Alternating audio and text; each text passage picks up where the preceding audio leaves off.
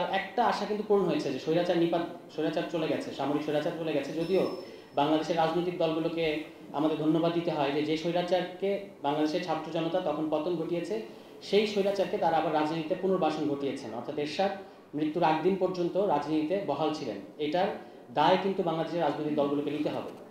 আর কারণ আজকে তো আমরা শেখ হাসিনাকে, যার পতন ঘটেছে, তাকে আবার আমরা রাজনীতিতে বহাল করতে দেব না। তাহলে তখন যারা রাজনীতিতে ছিলেন, যারা ওই অভ্যুত্থানের শক্তি, তারা কি করে একজন যার বিরুদ্ধে ছাত্র জনতার প্রতিরোধ বা আন্দোলন, তাকে কি করে রাজনীতিতে আবার পুনর্বহাল করলেন নিজেদের কায়েমি স্বার্থের কারণে? এটার দায় তো তার তো নূর হোসেনের কাছে তো অন্তত এই জবাবটা দিতে হবে।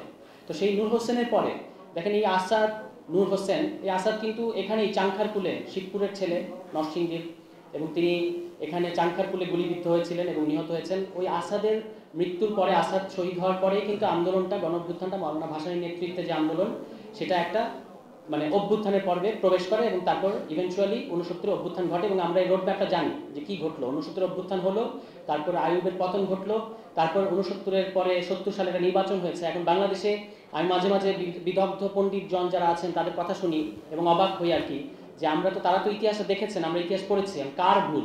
তারা বলছেন যে প্রত্যেকবার নির্বাচন হয় অভ্যুত্থানের পরে, তাহলে এবার হবে না কেন? এখন খেয়াল করে দেখেন 69 অভ্যুত্থানের পরে নির্বাচনটা কি নির্বাচন ছিল? সেটা ছিল একটা গণপরিষদ নির্বাচন। শাসনতন্ত্র প্রণয়ন করার জন্য ওই নির্বাচন হয়েছিল। সেখানে আওয়ামী লীগ জিতেছিল, কিন্তু তারপর পাকিস্তানি শাসক গোষ্ঠী তাদের হাতে ক্ষমতা দেয়নি, সেটা ভিন্ন আলাপ। কিন্তু নির্বাচনটা কি ছিল গণ অভ্যুত্থানের পরে? নির্বাচনটা ছিল গণপরিষদ নির্বাচন, এটা কোনো সংসদ নির্বাচন ছিল না। তাহলে আজকে যখন আমরা আমাদের জায়গা থেকে বলছি যে এই গণ অভ্যুত্থানের পরে যদি আমরা এই গণ অভ্যুত্থানের যে আশা আকাঙ্ক্ষা এবং মানুষের যে এত আত্মত্যাগ, শহীদ আবু সাঈদ সহ, মুগ্ধ সহ, তাদের প্রতি যদি আমাদের জাস্টিস করতে হয়, তাহলে আমরা বলছি যে একটা গণপরিষদ নির্বাচন করতে হবে। এবং আপনি দেখবেন এখনো পর্যন্ত কোনো রাজনৈতিক দল বলতে পারে নাই যে না, গণপরিষদ নির্বাচন লাগবে না। তারা স্ট্রংলি বলতে পারছে না, কিন্তু তারা আবার বিরোধিতাও করছে। কোন গ্রাউন্ড থেকে তারা বিরোধিতা করছে, কিন্তু পরিষ্কার করে বলছে না যে এই গণপরিষদ নির্বাচন যে ছাত্র তরুণদের পক্ষ থেকে চাওয়া হচ্ছে এটা যৌক্তিক না। তারা কিন্তু এটা খুব পরিষ্কার করে বলতে পারছে। এবং তারা ম্যান্ডেটের প্রশ্ন তুলতেছে আজকে যে এই সংস্কার করবেন, এটার ম্যান্ডেট কি আছে কিনা, এই সরকার আছে কিনা। তা আমরা তো বলি নাই যে এই সরকার সংবিধান সংস্কার কিংবা সংবিধান প্রণয়ন করবে। আমরা কি এটা বলেছি একবারও? আমরা বলেছি এই সংবিধান সংস্কার কিংবা প্রণয়নের জন্য যে পরিবেশ, সেটা আয়োজন করে দেবে এই সরকার।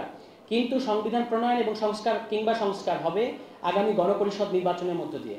কেন গণপরিষদ নির্বাচনের মধ্য দিয়ে হতে হবে? কারণ হচ্ছে সংসদে, নির্বাচিত সংসদে সংবিধান প্রণয়ন করার কিংবা সংস্কার করার ম্যান্ডেট থাকে না। যারা ম্যান্ডেটের প্রশ্ন তুলছেন তাদেরকে আমরা পাল্টা বলতে চাই যে আপনারা ভুল করছেন। সংসদে গিয়ে আপনার কাজ হচ্ছে আইন প্রণয়ন করা বিদ্যমান সংবিধানের অধীনে, কিন্তু যখন পরিস্থিতি এমন দাঁড়ায় যে একটা সংবিধানের খোল নলচে বদলাতে হবে কিংবা নতুন একটা সংবিধান বানাতে হবে, তখন আসলে আপনাকে যেতে হবে গণপরিষদে। আমরা সেই গণপরিষদের কথা বলছি। এবং আমরা আরও প্রশ্ন করতে চাই, যারা মনে করছেন যে জুন জুলাই নির্বাচন হওয়া উচিত, ডিসেম্বরে নির্বাচন হওয়া উচিত, আমরা তারিখ নিয়ে অত বিচলিত না। আমরা প্রধান উপদেষ্টার কাছ থেকে তারিখ শুনেছি, একটা অ্যাপ্রক্সিমেট ধারণা পাওয়া গেছে যে নির্বাচনটা 25 ডিসেম্বরে কিংবা 26 জুনে হতে পারে। সুতরাং আমরা মনে করি যে নির্বাচনের একটা রোডম্যাপ ইতিমধ্যেই প্রতিষ্ঠিত হয়েছে। এখন প্রশ্ন হচ্ছে যে কী ধরনের নির্বাচন হতে হবে। এবং আমরা এখানেই প্রশ্ন করছি যে যারা মনে করছেন যে সংসদ নির্বাচন হলে আপনারা সংখ্যাগরিষ্ঠতা পাবেন এবং সংসদে যাবেন, তাদের গণপরিষদ নির্বাচনের ভয়টা কিসের? আপনারা গণপরিষদ নির্বাচনের পক্ষে আসছেন না কেন?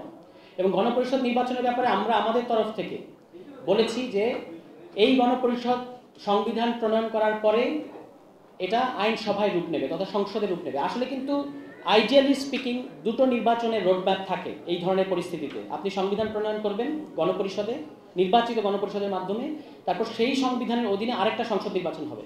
কিন্তু আমরা যেহেতু জানি যে হে মানব জাতি, তোমাদের বড়ই তাড়াহুড়া, আমাদের রাজনৈতিক দলগুলোর যেহেতু অনেক তাড়াহুড়া, এ কারণে আমরা দুটো নির্বাচনের রোডম্যাপ বলি নাই। আমরা বলেছি একটাই নির্বাচন করেন, কিন্তু সেটা গণপরিষদ নির্বাচন হবে এবং গণপরিষদ নির্বাচনের পরে ওই গণপরিষদটাই সংসদে তথা আইনসভায় রূপ নেবে। এটা আমাদের দেশে, এটা পৃথিবীর বহু দেশে এটা চর্চিত একটা বিষয় এবং আমাদের দেশেও আমরা এটা করতে চাই। আগেও ঘটেছে, 70 সালে এটা ঘটেছে এবং এটার ব্যাপারে রাজনৈতিক দলগুলো আরো আন্তরিক হওয়া উচিত। যে কথাটা আমি বলে শেষ করতে চাইবো সেটা হলো যে দেখেন 69 গণঅভ্যুত্থানের পরে 70 নির্বাচনে ক্ষমতা হস্তান্তর যেহেতু হতে পারলো না, সেটা গিয়ে ঠেকলো হচ্ছে দেশ স্বাধীন করে ফেললাম আমরা চেয়েছিলাম পাকিস্তানের মধ্যে স্বায়ত্তশাসন এবং জনগণের রায়ে আমাদেরই শাসনতন্ত্র প্রণয়ন করার কথা, কিন্তু যেহেতু সেটা পাকিস্তানি শাসক গোষ্ঠী দেয় না এবং একটা জেনোসাইড চাপিয়ে দিয়েছে আমাদের উপরে, আমরা দেশ স্বাধীন করেছি, নতুন একটা দেশ হয়েছে বাংলাদেশ। কিন্তু এবারও আপনারা এই অভ্যুত্থানের পরে আপনারা দেখবেন যে ঢাকার দেয়ালে দেয়ালে, সারা দেশের দেয়ালে দেয়ালে একটা কথা লেখা আছে যে বাংলাদেশ ২, এবং আরও লেখা আছে স্বাধীনতা এনেছি, সংস্কার আনবো।